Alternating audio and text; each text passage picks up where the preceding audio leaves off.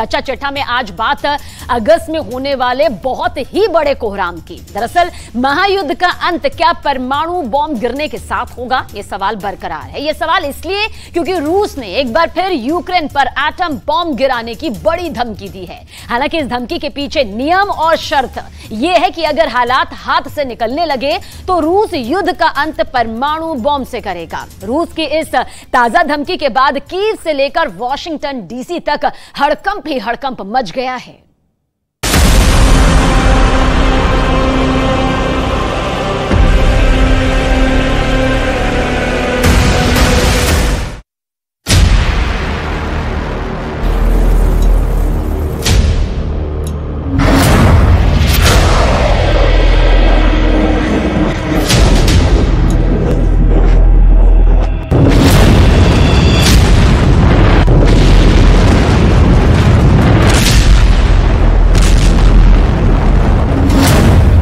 Zelensky के counter attack की कामयाबी से हिल गया रूस।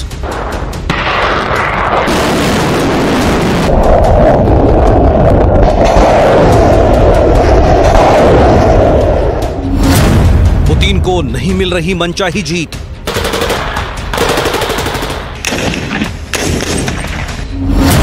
रूस करेगा विकल्प नंबर 202 का इस्तेमाल। नहीं माना यूक्रेन तो ज़ेलेंस्की तैयार रहें।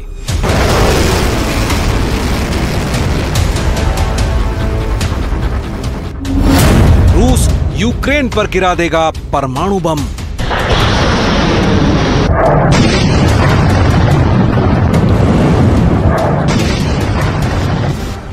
आप कह सकते हैं कि रूस के परमाणु बम गिराने की धमकी अदालतों की तरह हो गई है, जहां सिर्फ तारीख पर तारीख मिलती है। अमेरिका से यूक्रेन तक को अपने परमाणु जखीरे से डराने वाले रूस ने फिर डराया है। ऐसा लगता है कि दिमित्री मेदवेदेव की किताब में सिर्फ परमाणु बम का इस्तेमाल ही आखिरी विकल्प बच गया है। नहीं तो बार बार रूस जैसे देश को परमाणु बम गिरा देने की धमकी क्यों देनी पड़ती। इसकी डिटेल में पड़ताल करेंगे और इसके साथ वर्तमान के उन हालातों की डिटेल भी आपको दिखाएंगे जिसने पुतिन की उंगली परमाणु बम तक पहुंचा दी है।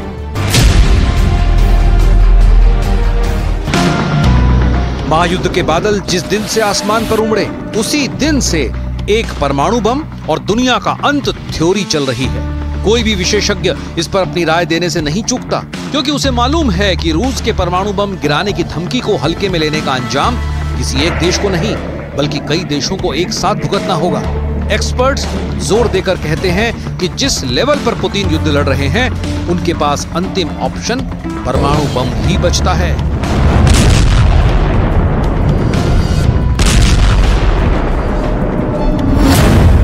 पुतिन मारेंगे परमाणु बम। वजह नंबर 1, यूक्रेन का काउंटर अटैक। कहा गया है कि इसीलिए इतिहास में पहली बार रूस ने अपने परमाणु न्यूक्लियर टैक्टिकल वेपन बेलारूस में तैनात किए हैं। पोलैंड के बॉर्डर पर इसीलिए वैगनर आर्मी एक्टिवेट कर दी गई है। पुतिन परमाणु बम के पहले सारे विकल्पों की तेजी से तलाश कर रहे हैं, जिसमें हमले की रफ्तार बढ़ा देने वाली रणनीति भी शामिल है। पुतिन को ग्राउंड जीरो पर जिस तरह की जीत चाहिए नहीं मिल रही। उल्टे जो यूक्रेन अपनी राजधानी कीव को बचाने के लिए जंग लड़ रहा था, अब ऐलान किया है कि वो रूस के कब्जे वाले क्राइमिया के लिए फाइट करेगा। मतलब ज़ेलेंस्की का होश हाई है और उसका नतीजा युद्ध मैदान में दिख भी रहा है। दिमित्री मेदवेदेव रूस के बहुत ताकतवर नेता हैं, जिनके सिर पर सीधे पुतिन का हाथ है। और दिमित्री मेदवेदेव ही क्यों, खुद पुतिन परमाणु बम की नींद सुला देने की धमकी दे चुके हैं। रूस की नई परमाणु धमकी के पीछे की 5 बड़ी वजहों को यहां समझना बहुत जरूरी है, क्योंकि पुतिन के पास परमाणु बम आज से नहीं दशकों से तैयार रखे हैं। मिसाइल पर बिल्कुल सवार है परमाणु बम। बटन दबाने की देर है और फिर हिरोशिमा नागासाकी की तरह जलता एक और शहर होगा, जिसके लोग तड़प तड़प कर दम तोड़ देंगे।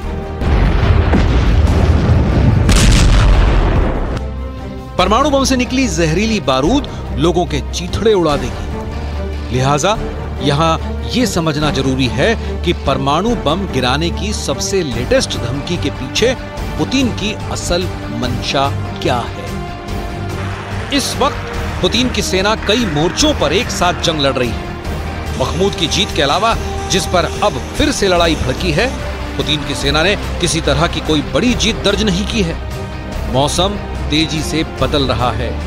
युद्ध के दिन पहले से लंबे खिंच गए हैं और अब 4 महीने में बरसात आने वाली है। ये बरसात पुतिन के टैंकों का चक्का जाम कर देती है। आपको याद हो तो पिछले साल इसी जैसी बरसात में पुतिन के कई टैंकों ने दम तोड़ दिया था। कहा गया कि कीचड़ में फंसे टैंक को निकालना मुश्किल नहीं, कभी कभी नामुमकिन हो जाता है, और उस पर दुश्मन तेजी से आपकी ओर बढ़ रहा हो तब तो पुतिन की सेना ने खुद ही कई टैंक यूक्रेन में छोड़ दिए। वही बरसात अब फिर आ रही है, लिहाजा पुतिन उसके पहले किसी निर्णायक मोड़ पर खुद को खड़ा देखना चाहते हैं। परमाणु से विनाश की कथाएं इतनी भयानक होती हैं कि सुनकर दिल कांप जाए। सवाल है कि फिर ऐसे विकल्प की ओर पुतिन क्यों जा रहे हैं जिनसे उनका भी भला नहीं होगा, सिर्फ तबाही ही तबाही होगी।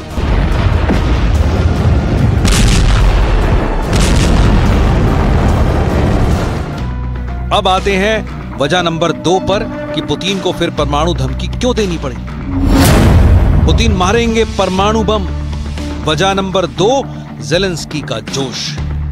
हाल के दिनों में यूक्रेन की ओर से रूसी सीमा के अंदर हमले बढ़े हैं, जिसकी पुष्टि यूक्रेन भी कर रहा है। जबकि रूसी सेना ने यूक्रेन के कई ठिकानों पर हमले किए और उन्हें कब्जाने की कोशिश की, लेकिन युद्ध का समय बढ़ने के साथ ही उसकी ये कोशिशें नाकाम होने लगी हैं। यूक्रेन ने अपने बड़े इलाके को रूस के कब्जे से आजाद भी कराया है। इस हालत में पुतिन परमाणु बम का डर दिखाकर नेटो को रोकना चाहते हैं, ताकि वो ज़ेलेंस्की को समझाएं कि हमले बंद करें, वरना अंजाम परमाणु बम वाला होगा। रूस के राष्ट्रपति व्लादिमीर पुतिन ने जो ताजा बयान दिया है उसे जरूर सुनिएगा। युद्ध तब तक नहीं रुक सकता जब तक यूक्रेन की सेना उन पर हमले करना जारी रखेगी। अगर वे हमले पर हमला करेंगे तो हमें जवाबी कार्रवाई करनी पड़ेगी। कुछ लोग चाहते हैं कि शांति वार्ता की बात हो, हमने इससे इनकार नहीं किया है। आपको पता ही है कि मैंने पहले भी कहा है कि हम शांति वार्ता से इनकार नहीं करते। युद्ध शुरू होने के बाद से ये लगभग पहली बार है जब रूस के राष्ट्रपति ने यूक्रेन से शांति वार्ता को लेकर सार्वजनिक मंच से ऐसा बयान दिया हो।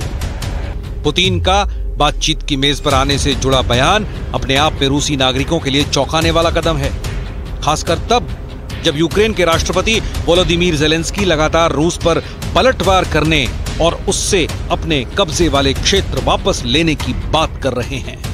माना जा रहा है कि यूक्रेन की स्पेशल फोर्सेस की तरफ से बखमुत में रूसी सेना के खिलाफ बढ़ाए गए हमलों और उसके लगातार पूर्व की तरफ आगे बढ़ने का असर अब दिखने लगा है।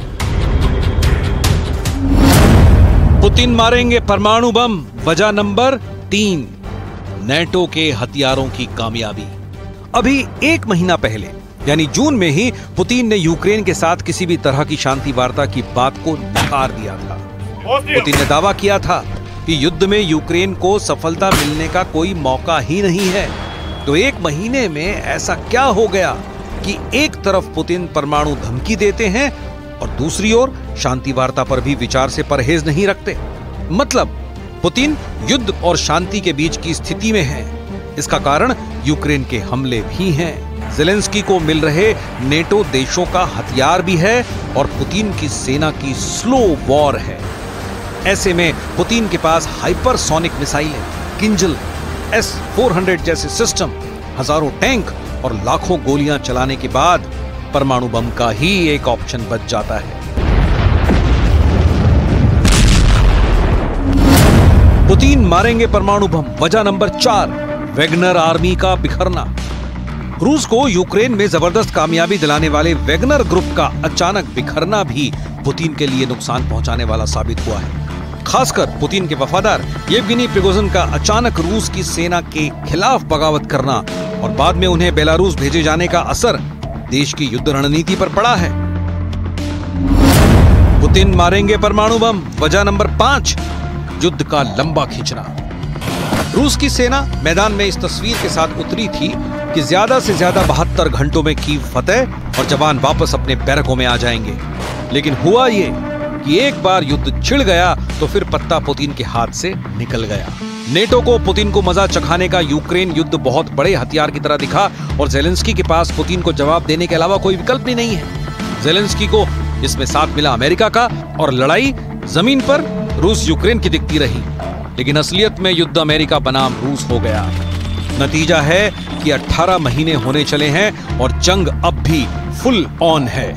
कब तक चलेगी ये कह पाना मुश्किल है, क्योंकि अब तो पुतिन ही यूक्रेन पर गोले नहीं दाग रहे, जेलेंस्की भी रूस को निशाना बना रहे हैं। ड्रोन के बाद अब मिसाइलों से भी रूस पर प्रहार हो रहा है।